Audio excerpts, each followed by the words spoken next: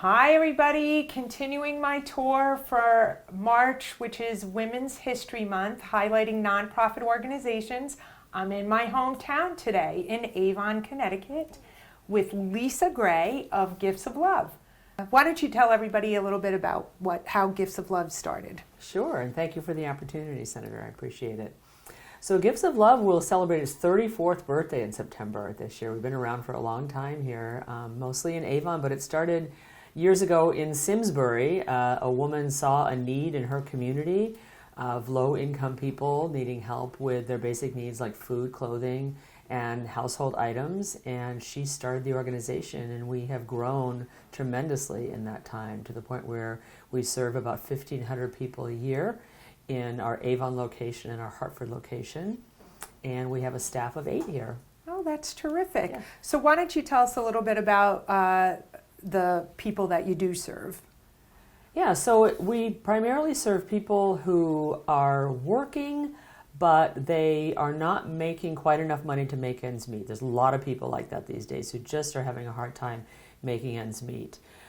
So if we can help them with our food pantry, clothing pantry, and household items pantry, which we have full pantries here in our Avon and our Hartford locations, then it's our hope that they can then funnel that money that they would normally be spending from their income on those items to the big things like rent, mortgage, utilities, those types of things. So a lot of our clients are families. We have a lot of seniors. We have some disabled people. And the only requirements are that someone in the household be working at least 10 hours a week, or they are a student, or they are on Social Security. Oh, that's terrific. Mm-hmm. So you mentioned that you provide food, clothing, household items. Yeah. Mm-hmm. So give us an idea of what those household items are. Well, basically anything except furniture. So if you think about the things that you have in your kitchen, dishes, silverware, pots and pans, toasters, microwaves, all that kind of things, tablecloths, also sheets and towels and blankets, things to hang on the wall, anything really except furniture, because we just don't have the storage space for furniture. And do you deliver, or is it people have to come to you? People come to us. They are able to get an appointment once a month for 12 months, and they can come and shop and pick up the things that they need.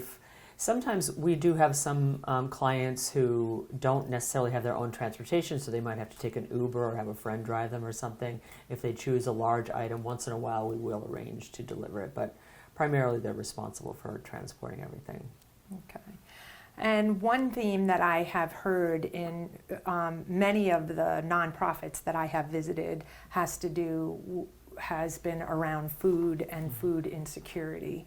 So I'm wondering if you too have noticed that there has been a change in people's abilities to afford food. Yes, absolutely. I mean, every week we're getting calls or applications on our website from new individuals, new families looking for help.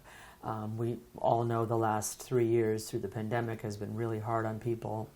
And now with the latest news of state benefits and federal benefits being cut in the next few weeks, we expect to see more and more people. But yeah. So have you seen a rise in the amount of people We in definitely need? have. We definitely have. Yeah. Okay. Well, that's always very tough to hear, but very good to hear that Gifts of Love is available. And do you have a catchment area, or you pretty much serve? Who do you serve in this particular location? Yeah, we say that we serve the greater Hartford area, but in our Avon office, we actually have people coming from as far away as Waterbury, Is that right? Meriden, Norwich. We really try not to turn anyone away, at least for a few visits, until we can maybe find services for them that are closer to home for them. We'll allow them to come for at least a few visits. But yeah, we have people from all over that come. That's terrific. Mm-hmm. Well, again, you're certainly a jewel to the community. You're very well known. Why don't you tell us, is there anything that the community at large, are you in need of either food, clothing, or household items? And are you in need of any volunteers? Yes, all of the above, actually, Okay. Senator.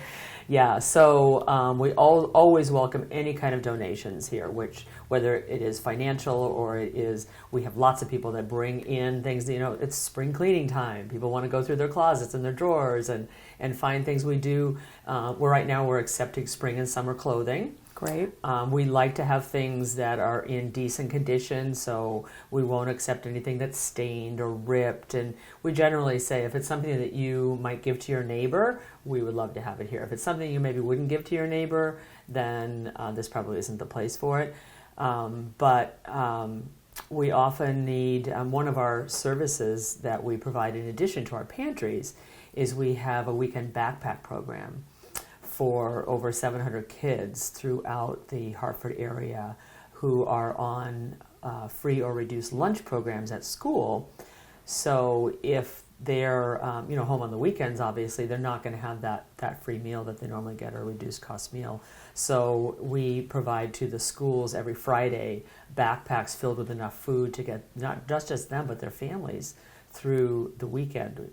So a lot of popular items in that program are peanut butter and jelly, which have been very hard to get the last few years through the pandemic, macaroni and cheese, chips, those kinds of, any kind of easy snack kind of things are very much appreciated. In fact, National Peanut Butter and Jelly Day is coming up next Sunday, All April right. 2nd. So we're inviting people to bring in donations of peanut butter and jelly on that Friday, March 31st or Monday, April 3rd, and we will definitely put them to good use.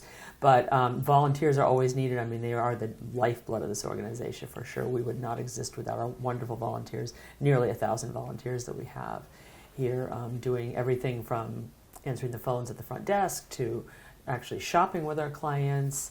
Over the holidays, we put together an amazing holiday shop where all of our clients can come and shop for their family members, all brand new items they can choose for free.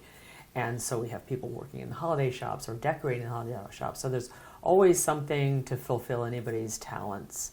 Well, that's we'd terrific. love to So, welcome but you're people. still in need of people to help. Absolutely, yes. Okay. Well, you heard it here. Mm-hmm. You can come visit Gifts of Love and know that any kind of donation you can make, either of your time or resources, and I assume you take cash donations. Yes, we do. Okay.